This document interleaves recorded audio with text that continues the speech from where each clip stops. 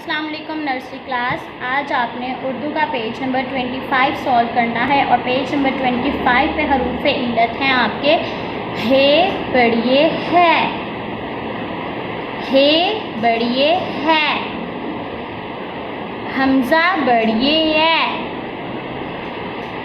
हमज़ा बढ़िए है, ये बढ़िए है, ये बढ़िए है,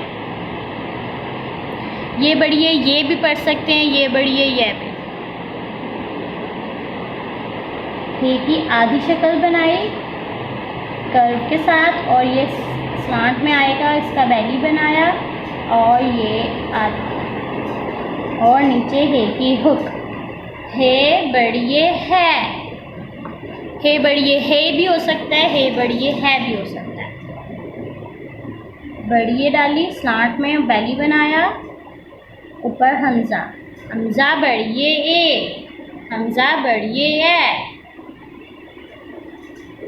हे बढ़िए है, हमज़ा बढ़िए, आगे ये बढ़िए ये स्लांट में और ये बैली बनाया बढ़िए, ये डॉट्स।